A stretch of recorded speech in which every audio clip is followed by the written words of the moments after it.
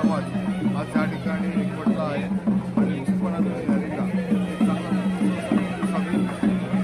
भारी काम केलंय, अजून काम करणार असं मुख्यमंत्री शिंदे साहेबांनी सांगितलं। काय सांगाल, तुमची भूमिका कशी असेल?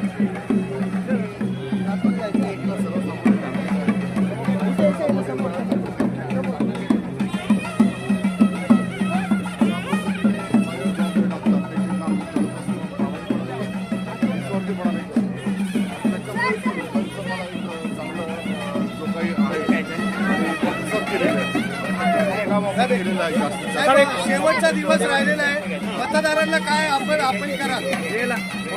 शेवटचा दिवस राहिला आहे, मतदारांना काय सांगाल? मतदान जास्त टक्केवारी झाली पाहिजे, काय सांगाल?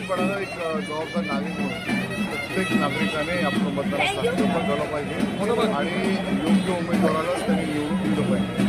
त्यानंतर परत 5 वर्ष असं होतं की अरे आपण हे काय केलं, पण ज्या पद्धतीने आज माहितीचा उमेदवार मी आज प्रचार करत आहे, काम करत आहे, निश्चितपणाने लोक जागरूकतेने मतदान करतील अशी मला अपेक्षा आहे आणि लोकांनी ते घराबाहेर पडून हे मतदान करावं असं मी अपेक्षा।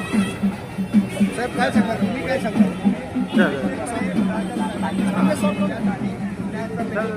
केलेला आहे, त्यामुळे कुर्ल्याची जनता सुखी आहे। येणाऱ्या 20 तारखेला कुडाळकर साहेबांना बहुमताने ते विजयी करतील।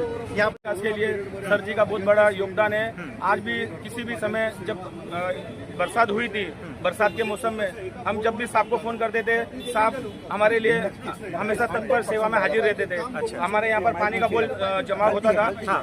पानी का जमाव बहुत होता था शैल कॉलोनी में, इसके लिए साहब ने जगह जगह पंप की व्यवस्था करके पानी निकालने का सारा सुचारू रूप से काम किया है।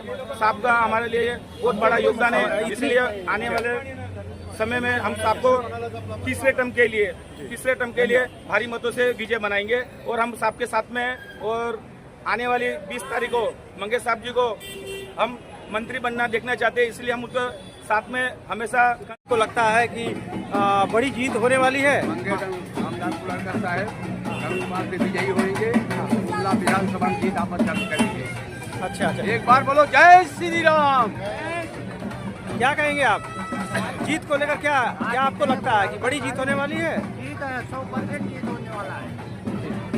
कुडाळकर साहब का ही बहुसंख्य मतांनी विजयी कराल याबद्दल मला खात्री आहे आणि पुन्हा एकदा आपल्याला संबोधित करत असताना सांगतो,